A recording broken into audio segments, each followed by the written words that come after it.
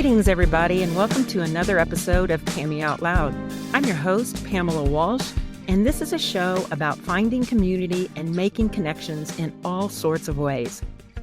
Today, we're going to be starting the topic of decluttering and getting organized, which is a topic that came up and was on the forefront during my conversation recently with Cass Grange, which was a couple of episodes ago.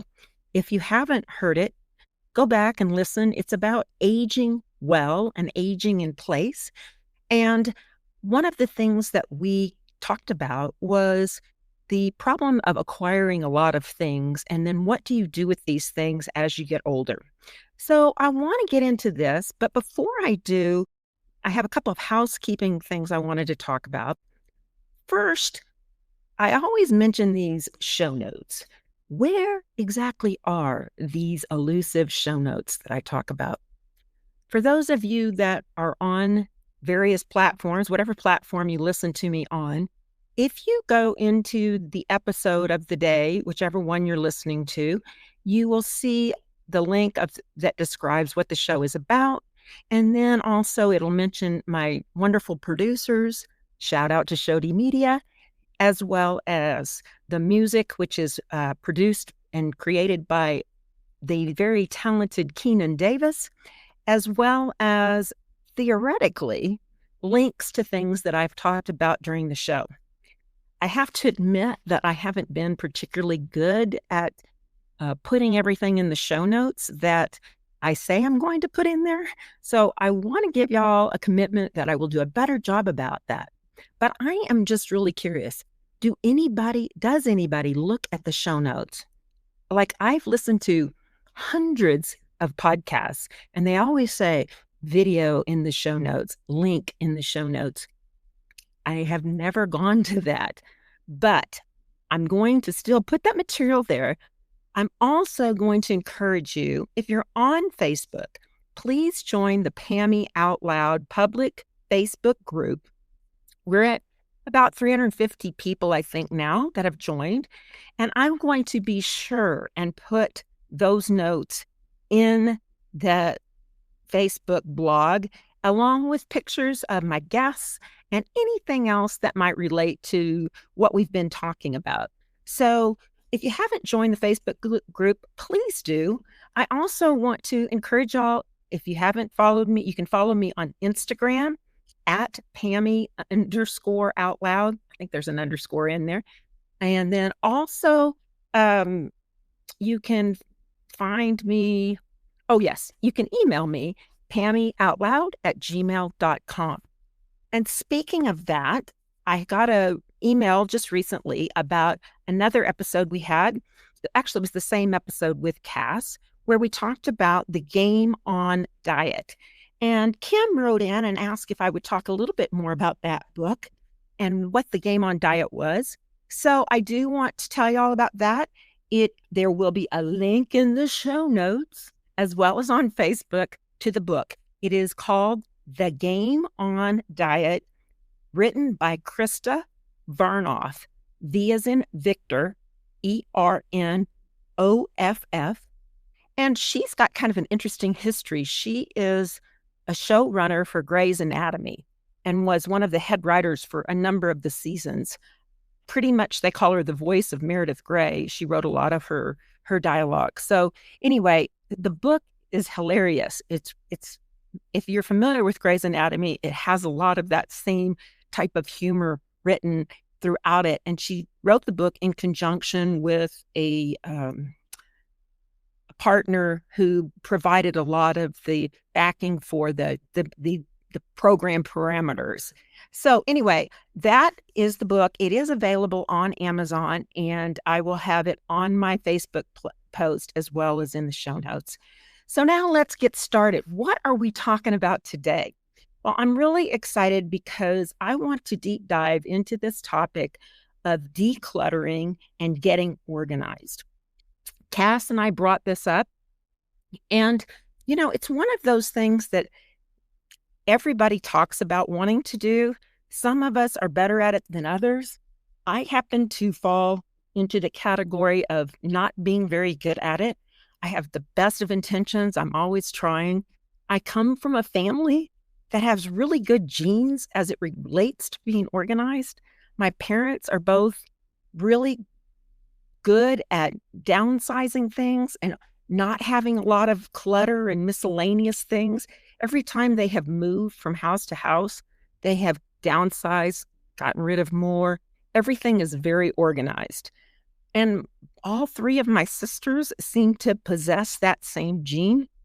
I did not get it. I got the creative gene. And I sometimes, I don't know, I think there is something to be said about people that are creative. They don't have that left brain sense of organization.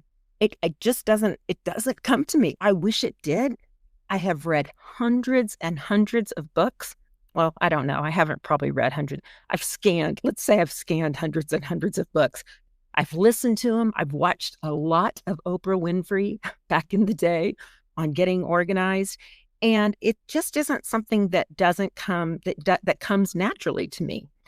That said, as I've gotten older, I have found that, and also now having two homes, I really find that I need to minimize and downsize.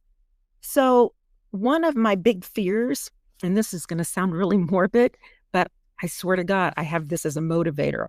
Every time I get on a plane to fly either to Colorado or back to Texas, I am thinking, if we drop dead and my daughters-in-law have to go into our houses, what are they going to say when they open up the kitchen drawers and say, oh my God, why did your mom have 3 potato peelers? She didn't even make potatoes, right? So there are a lot of things like that. And that has been a real motivator, is that I just don't really want my daughters-in-law to judge me after the fact. I'm sure they already are. But that being said, I am working really hard on trying to reduce and get rid of the clutter in my life for them as well as for myself. You cannot organize clutter. That's one of the things that I have read frequently, is you have to actually get rid of things. You can't just get boxes and try to organize what you already have. Most of us, everybody has more than they need for the most part, right? So how can we best do that? And I'm envisioning that this is going to be a conversation that goes on over several episodes, because there's lots of different things to look into about ways to do it, ways to approach it.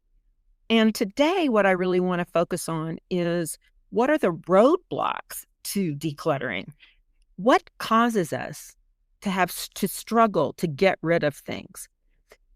I've been reading a lot of different material, looking at videos online, and I've come up with I've identified 8 things that are common threads for people when they're trying to get rid of things. And so I'd like to today talk about these and see which one of these things resonate with you. Do you identify with any of these points? Are there others that come up for you as you consider, how do I get rid of things? Now, why is it important that we do this anyway? I tell you that the show is about finding connections and building community. What does decluttering have to do with that? Well, when you live in chaos, there is not time to make those connections that you want. You are distracted.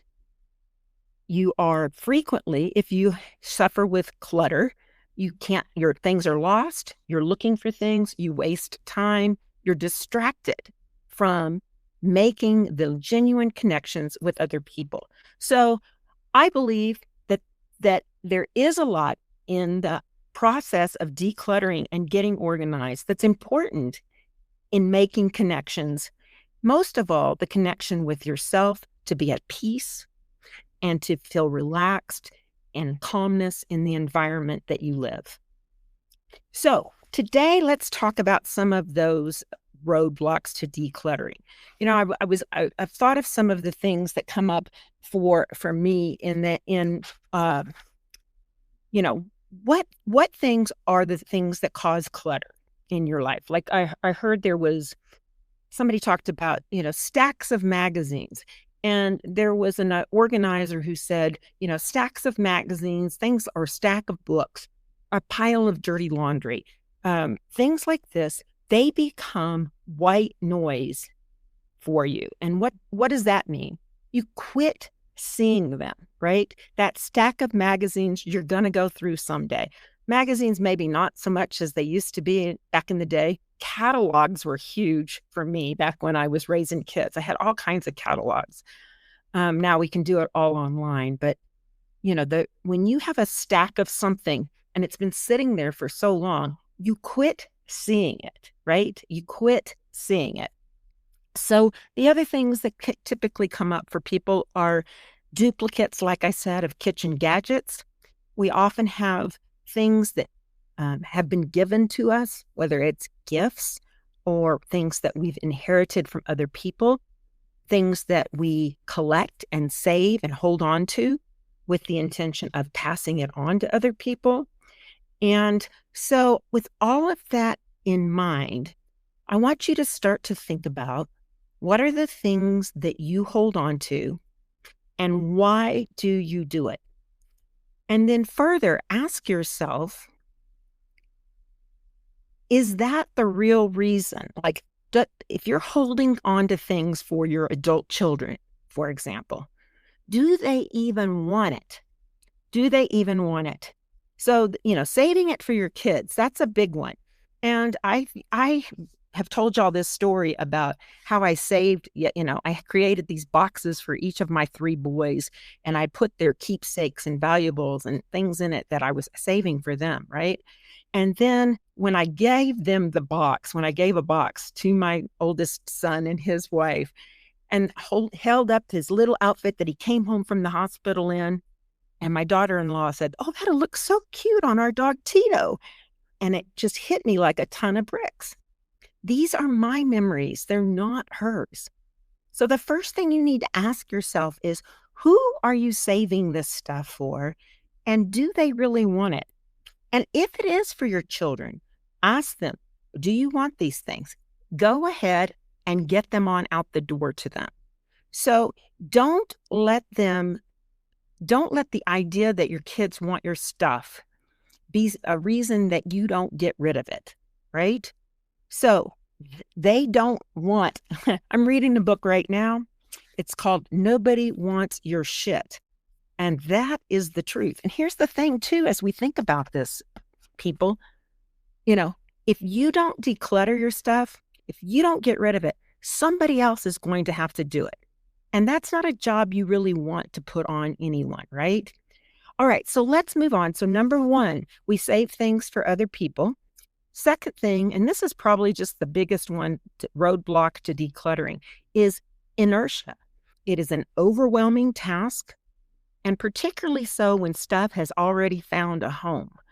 And this happens to those of us who've been in the same place for a long time. One of the best ways to get rid of things is to move to a new house. And, then you start to realize, okay, I don't need these things anymore, and you get rid of it. I will have to admit to you, we moved from the house that our children grew up in about 7 years ago, and there were a few boxes, and it was kind of miscellaneous papers, things that I needed to find homes for and hadn't, and they are in boxes. There's probably like 3 boxes or so. These boxes have never been opened in the 7 years that we've been in our new home. The 7 years that we've been in our new home. So how important is that stuff? Could I even tell you what's inside of it? No, I can't. Now, I haven't quite been able to bring myself to throwing them away, which I probably could I could throw them in the dumpster and I would have no idea what was in them. I haven't looked in them for 7 years. Do you think I can do it? I'm close, kids. I'm very close, but I'm just not there yet. So the second thing is inertia. Once something has found a home, it is hard to get it out and move it again. But these are things that we need to, they declutterers tell you have to pull everything out. You can't organize it. You can't organize your closet with everything in the closet. You have to take it all out. So inertia is the second thing. The third thing that is a roadblock to decluttering is it might be valuable. This has been a one that has really I've struggled with. And this has included everything from my days when I was taking 35 millimeter photographs, and I had several expensive lenses, and I had some old camera bodies, and I couldn't, I kept thinking these are worth something. I don't use them anymore, but I don't know what to do with them. And so I just hang on to them thinking that someday I'm going to know what to do with them, but I don't. Here's another example from Wayback Time Machine. Daniel, when he was in middle school, had a tuba. I have a tuba in my closet that I think needs to go somewhere, and it's probably valuable. Probably not, because it was a middle school tuba. No, not a tuba. It was a trombone. Sorry, trombone. Anybody knows how much a middle school trombone might be worth? Let me know. But I tend to hold on to things that I think it might be valuable, but I don't know what to do with this. Another example is your grandmother's china, dishes, crystal, things that had meaning for someone else, and you feel like they're valuable, but you don't know how to get them assessed, where to get them assessed, and what they do. So they become clutter in our life. Number 4, I might need it someday. This is most likely a box of technology for me. It's cords, it's CD-ROMs, it is chargers, all these miscellaneous things that I might need someday. Now, let me just tell you, when I need a power cord or a charger, do I go digging in that rando box of stuff? Nope. I get on Amazon and I order another one. So yes, I have that box of things I might need someday. This is called the just in case problem. Here's another one of my, I have this fetish for office supplies. It's ridiculous. I kind of hoard them. I buy them. I think it has to do with the fact that my parents had a off-campus bookstore when I was growing up, and there's something that seems very soothing about office supplies. I have quite a few spiral notebooks, pens, blank journals, paper clips, scissors. I mean, if it's an office supply, I got it. Even including things like whiteout. Who even uses whiteout anymore? But I'm pretty sure I've got some at home, probably dried out. So that I might need it someday. I want to tell you a story about my office supply thing. At one point in my life, I hired a professional organizer to come over to my house. And, her big premise was you have to put like things together. So before we can organize it, we had to get all of the office supplies in one area. And one of the things that in this particular case was I had a lot of paper clips. Okay. And she said, okay, she gave me this little container. I don't remember. It was probably a 3-inch by 3-inch box. And she said, okay, when this is full, you don't need any more paper clips than that will fit into this box, right?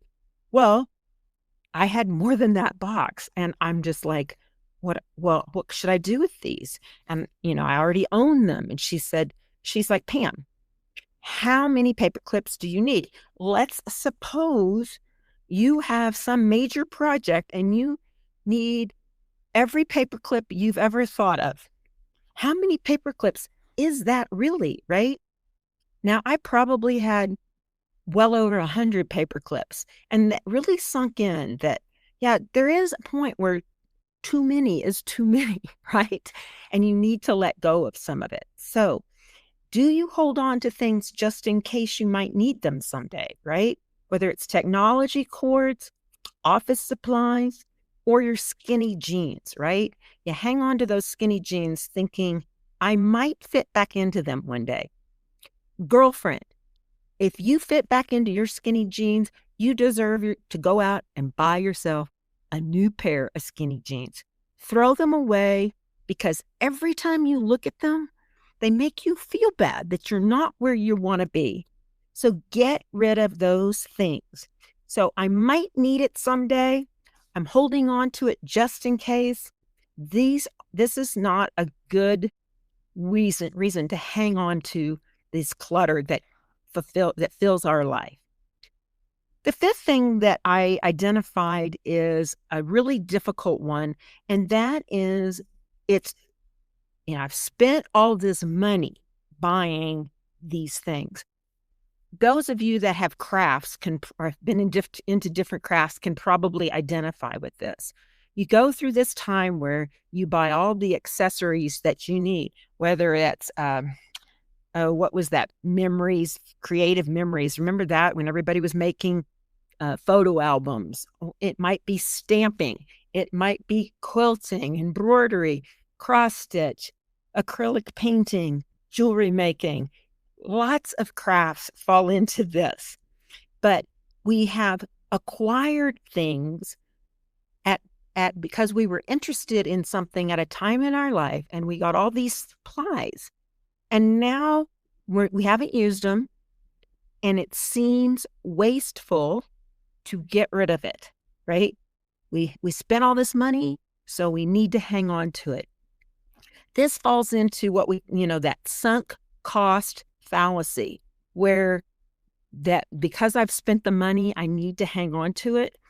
The core issue is continuing an endeavor because of past unrecoverable investments rather than focusing on future costs and benefits. That's the sunk cost fallacy.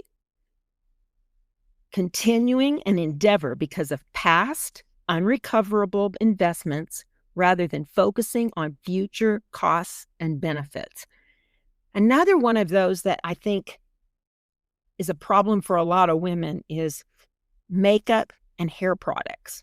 We try out new lotions and creams and potions and all sorts of things for our body and our hair. And, you use it and you're like, I don't really like it, but then I spent $15 on this can of hairspray or $40 on this foundation that doesn't match my skin color, but I'll use it when when I run it. And you know what? You don't use it.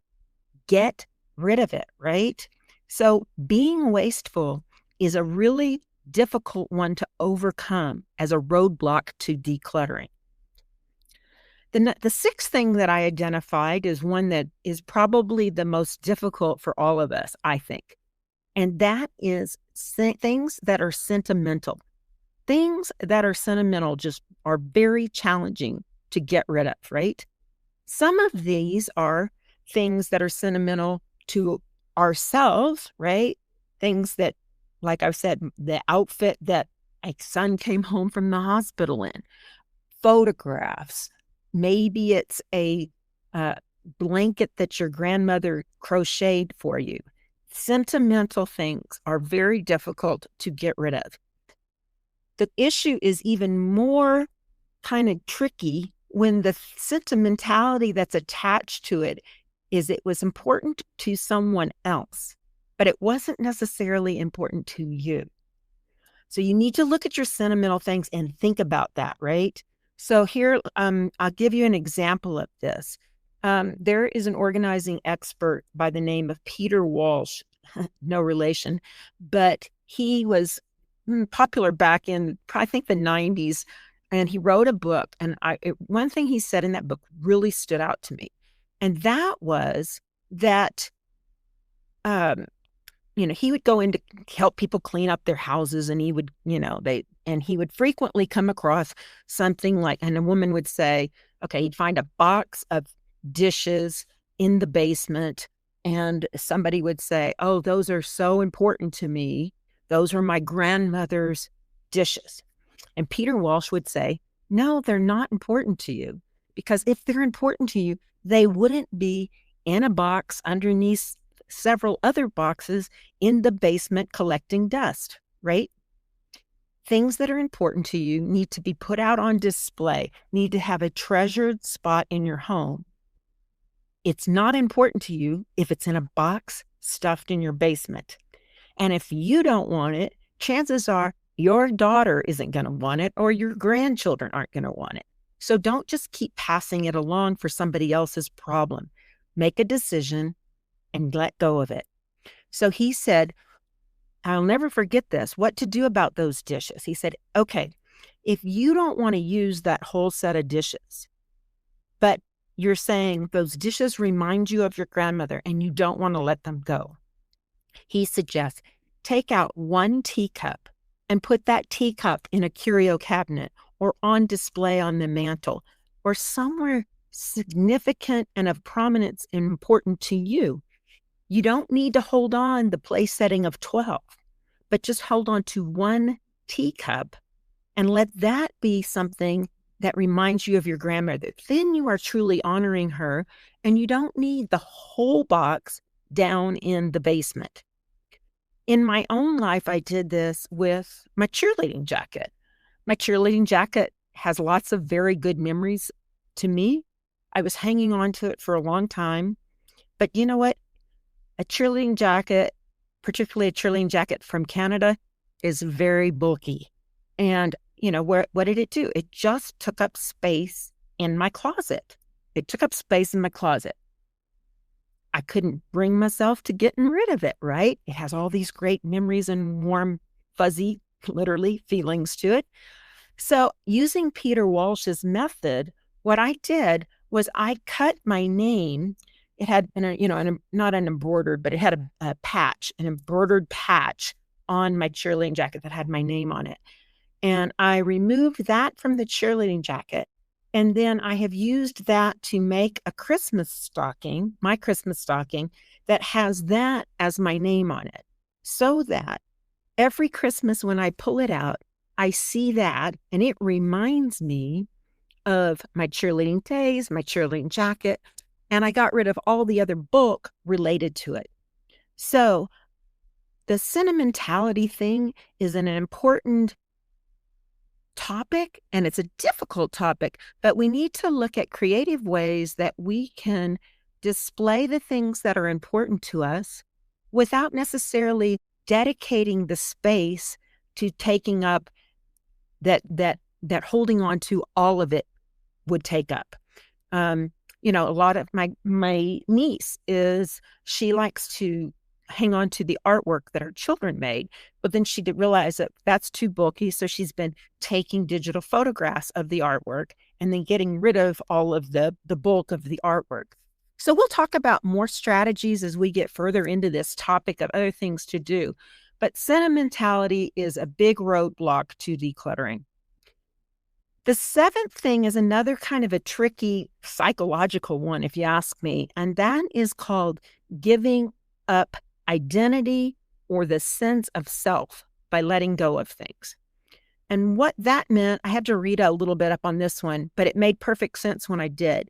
And it's basically that we hang on to certain things, or the things that we hang on to express an identity of who we think we are, right? So sometimes we need to let go of this. When we let go of stuff, we are closing the chapter on that part of our life or the idea that we're going to return to that. What might be an example of that? In my own life, I went through I kind of go through phases. I don't know if you know that about me or not, but I tend to get really into a phase. FYI, right now it's Mahjong. But at one point, it was yoga. And I was really into yoga, not only practicing yoga, studying yoga. I did yoga teacher training. I collected books and books and books on yoga. I bet I have, I don't know, I'm going to say a shelf that's at least 2 feet long, but it's just yoga books, right? I still have not I haven't done anything with those books. I haven't opened them in years. They sit on this shelf there. And the idea of getting rid of them, though, is giving up that part of my life, right? It's almost saying like, you're not going to do that anymore. Or maybe even, the idea that I was going to be a yoga teacher the rest of my life. And that sent recognizing that that isn't, I got what I got out of it and it's time to let it go is important, but it's difficult. I would say also as we age, other things might be athletic endeavors. When do you decide it's time to get rid of the downhill skis? When do you decide it's time to give up? I'm not going to be doing triathlons anymore, right? I can get rid of all of the gear that I had related to that. So there is definitely a psychological component to letting go of that type of clutter. And I do clutter in air quotes because, if you're using it, if it's something that you are going to return to, no one says you need to get rid of it, but you do need to look at why are you holding on to it? And is it something that, are you going to want the old stuff that you've held on to for 20 years? Or are there new yoga books? Are there better technology related to skis, athletic equipment, whatever the particular endeavor that you're embracing? The eighth and final thing that I have identified as a roadblock to decluttering and getting organized is guilt. Ooh, guilt. And that's another psychological whammy. This most often is attached to things that have been given to us, gifts that don't quite work. It can also be things that you, again, inherited from somebody else. So you don't feel necessarily sentimental about hanging on to grandma's dishes, but you feel guilty about getting rid of grandma's dishes. So guilt is a challenging topic, but it's also one, people, most of us anyway, like I don't want somebody to hang on to something I've given to them that they don't want. So guilt we shouldn't become a storage place for other people's ideas of things that they thought we want. We can be very appreciative and grateful and let it go. So those are the 8 things that I've kind of come up with as roadblocks that I think get in the way of decluttering. I'll go over them again. Number 1 was inertia, just getting started. 2, saving it for your kids. 3, it might be valuable, so what do I do with it? 4, I might need it someday, the just in case reason. 5, I feel wasteful, the sunk cost fallacy. 6, the sentimentality problem. 7, giving up your identity or sense of self about some area of your life. And 8, guilt. If any of these things resonate with you, please chime in on our Facebook page. Send me your questions, your thoughts. Remember, my Gmail address is pammyoutloud@gmail.com.